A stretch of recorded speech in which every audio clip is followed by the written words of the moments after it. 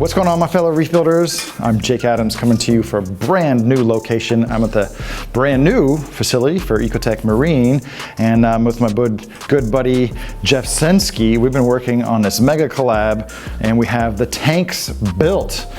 So make sure to go to the Ecotech Marine YouTube channel to find out all the prep work we did on these tanks and the corals that I sent here to use in this particular project.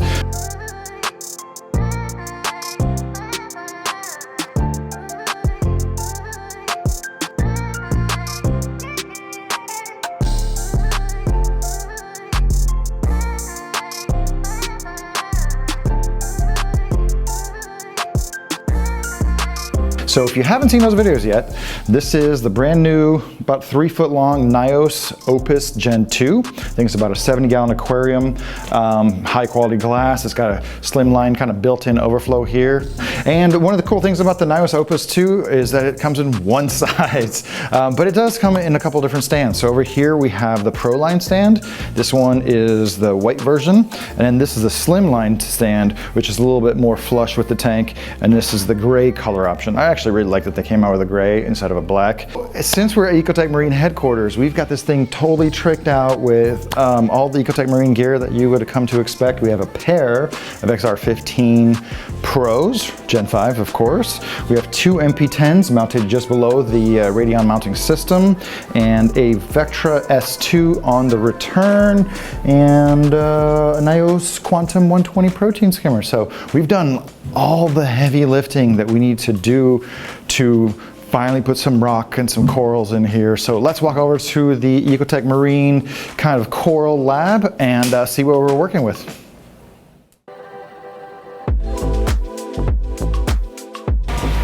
So big, it's so huge.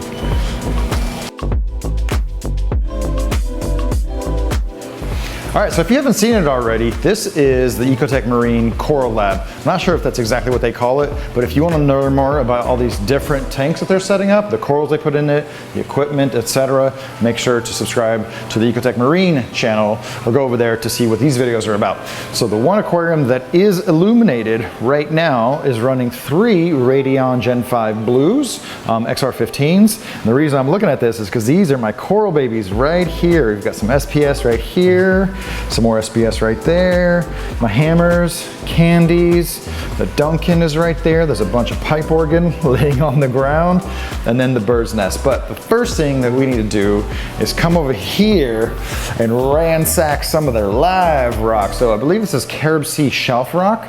They're a little bit bigger than I expected, but I'm not gonna go for like a minimal aquascape, but if you've seen me rock up a tank before, I don't go super crazy, but I think right now we might just be limited on, ooh, that's a good chunker, limited on the small rocks that we can grab. So we're just gonna pop a few over here and see what else we got. Man, these are giant arches. Let's see if I can find some smaller bits. Ooh, I like that. Like that one.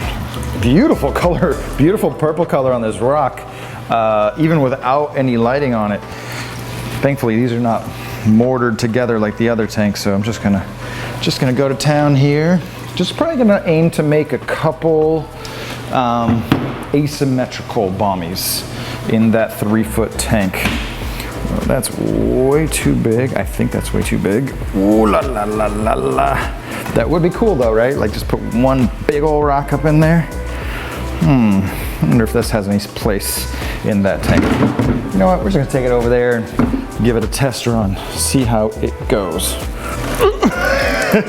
Scared of a piece of that rock breaking, hitting the glass, and then the whole thing being all like, okay. Ooh, I'm going to get this little holy rock right here. Wow, there's a lot going on. And you can just casually slide on down. All right, so we got more than enough rock, at least for the way that I like to aquascape. Thankfully, I don't have to carry it out because of that nice little dolly. So we're gonna take this over to the tank and see how we can make it fit. I fill the tank, I still am gonna kind of hold it down out of just making sure it's not gonna float up, but these are really strong attachment points for the movements. Man, there's a reason Jeff is here. Like, when we left, there was just, the rocks were just kind of in there, the wood just kind of in there while I went to go pick out some rock. I come back in here and it's just like the harmony between the rock and the wood already, and that piece of wood, holy crap, man. Actually 2 pieces. Oh wow, see? So that's a piece here, and then there's another piece here. Exactly. Yeah, I was all worried about my piece that broke off here, but it actually broke off in the perfect point. Yeah, It's the tank way better. You can't even tell. All right, well, I have some big shoes to match over here on the Reef tank.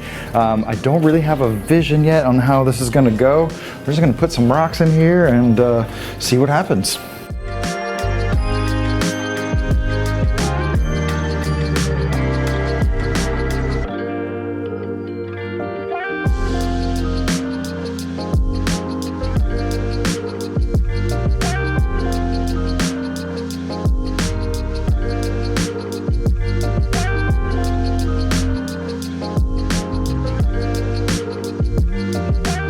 So, as you can see, I have a handful of corals already in the tank.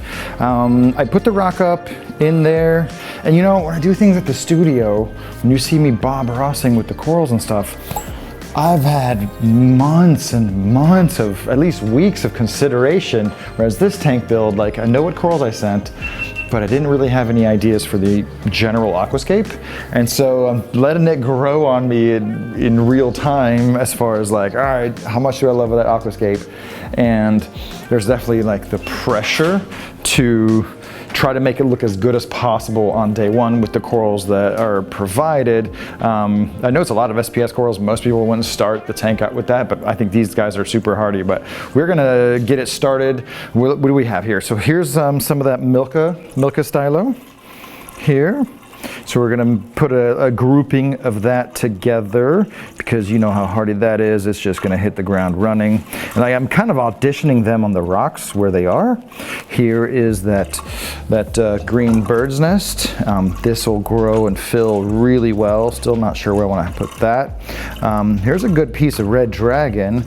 There's some pre-made rocks in here, or holes in the rocks. I'm super tempted to just kind of go like that and let the coral kind of settle in.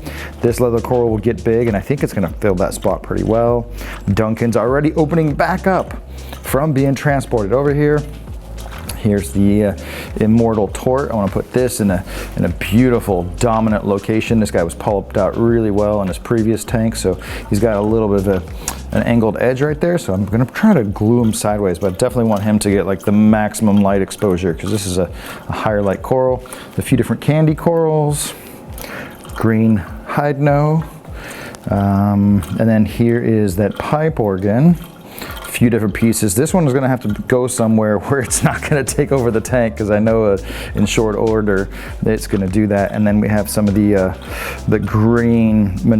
orange Manila Spy thin branching Monty. So I'm just trying to consider how I like things and like the different zones here of the aquascape. So give me a minute to I guess pop some of these corals in place, and we're going to see how it turns out. All right, so it's the next day, and man, this tank is actually surprisingly super duper clear. I'm really impressed that none of the corals fell off. Everything's in place. You know, it could use a few more pieces to fill it out, but this is a brand new tank, so we don't want to overload it. But let me show you what I've done so far with the aquascape. And a quick shout out to cameraman David here for filling in and helping me make this video for you guys. So as you can see, we kind of ended up with two pseudo bommies. So we have one structure here, which is roughly 2/3 the size of this structure. It's about 2/3 the height, you know, generally speaking on this side. So we have a nice kind of balance here. And I really was debating just making this tank a little bit more visible from this corner because this was where people walk by, but I wanted it to be kind of inviting and encourage people to come look at the tank to see this view right here. So yeah, pretty happy with the rocks. Like I said, I didn't get much time to consider what kind of aquascape I was gonna do with this thing, but the rocks, man, oh my goodness, those rocks really just worked. Now that I'm looking at the scape the next day, I am not wishing that I had done anything really different, honestly. So we got radions installed, vortex, the Vectra's returning. We have a nice, the Nios protein skimmer that I put on just mostly for aeration purposes, but we are going to turn that off here shortly. And I have 3 different Polyp Lab biological blocks right here to help with the biological cycle.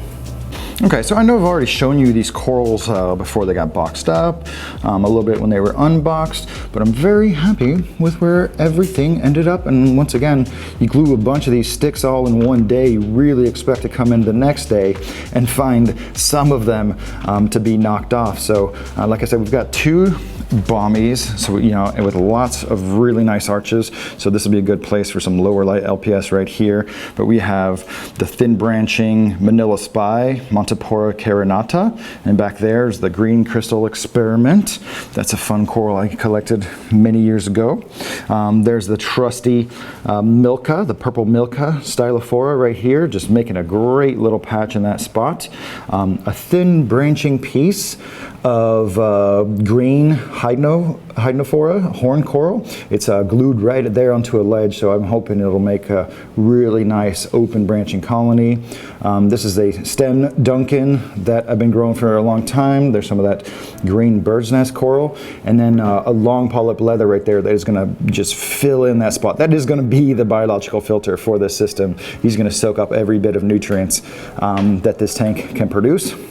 My 20-year-old strain of green hammer coral, it'll open up, all those polyps will open up and just kind of fill in that space to where you can't see the branches. But I have the flow a little bit strong right now, just to kind of keep everything flushed. A little balmy of candy corals here at the front. So we've got kind of the toxic green variety and my spearmint striped candy cane coral as a Colastria species. Let's see, I put a little bit of red dragon there. I was just able to stuff it in the rock, and I was keeping it in a lower light, so it's a little dim right now, but it should brighten up under the XR15 blues. A little bit of Acropora hirita right there in intermediate lighting, so that's going to bush out really nice. You already get some good polyp extension. And this is a curious one. This is the Immortal Tort, and I planted it almost vertically so that it doesn't get enough light, and it's encouraged to grow outwards to create a very nice colony shape over the next couple of months. So this is not planted for immediate satisfaction. This is definitely placed and positioned for future growth. Got a little bit of Palau stray right there. And then just to keep it in check, I've placed all the pipe organ, just kind of shoved it down here, because as it grows out, it's going to be a dangerous coral for any corals in this particular aquascape. So really happy with how the right bommy turned out. And then on the left bommy, we have a little bit more room here for placement of some corals, kind of in higher light. So because the MP10 is right there, I'm interested in probably putting some lower growing corals that are going to kind of hug the rock, not necessarily encrusting per se, but just something that's not going to interfere with the water flow as they get taller and start hitting that slipstream of the Vortec MP10. Man, you guys, this has been a really fun experience doing the mega collab. Coming out here with my good friend Jeff Sensky, working on these Siamese tanks. You know, we've got the Reef over here and kind of a Reef style freshwater aquascape with his greening process of gluing epiphytic plants to the rocks. And we're both like, you know, hunting for super glue to put things down. But there's a lot of things that you need to know about starting up a reef tank that's really different from maintaining a reef tank. So definitely head over to the Ecotech Marine channel, where Jeff and I both discuss some of the important points to make sure to cover when you're starting up a reef tank, as far as like reduced lighting, turning off the protein skimmer, programming your pumps and whatnot, and when to add fish and sand. We talk about all that stuff in the follow-up video on the Ecotech Marine channel. So I want to thank everybody who's tuned in to all these videos so far on Reef Builders, Ecotech Marine, and Aquarium Design Group. Aquascape's YouTube channel. If you want to see the entire journey, make sure to hunt those videos down on their respective channels. I'll put as many links as I can down in the description below. Thank you so much for joining me on this video, and I'll catch you guys on the next one very soon. Later, guys.